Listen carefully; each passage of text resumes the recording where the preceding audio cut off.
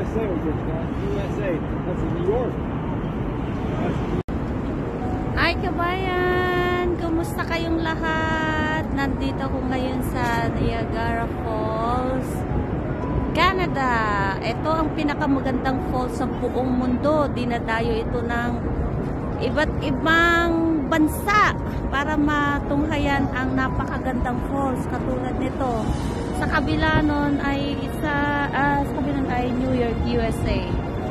Tayong mga Pilipino, nakaugalian na nating umuwi sa ating bansa kada taon para i-celebrate ang Pasko, at nakaugalian din natin ang pagbili ng mga pasalubong. Pero paano kung hindi magkasya ang ating mga sinasahod sa ating mga trabaho? Paano natin mababayaran ating mga nagastos sa pagpapadala sa ating mga mahal sa buhay at ating mga pamasahe? Ako nga pala si Maribel Sumaliling, nakatira na dito sa Canada at isa ng digital business owner na ngayon ay afford ko na ang pumunta dito lagi. Gusto ko lamang kong i-share sa inyo ang business na natagpuan ko. Ito ay nakatulong sa aking mga gastusin.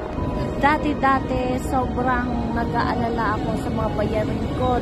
Nagtataka siguro kayo kung bakit ang dami-daming video na katulad nito ang kumakalat sa newsfeed.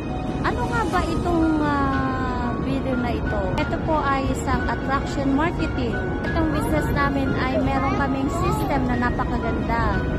Kasi kahit saan ka magpunta, basta meron kang cellphone at meron kang wifi, ang aming system ay working in the background. Ito po ang pinakamaganda sa lahat. Snow! Hi! Si Snow, aming anak, ang aking asawa. Hi!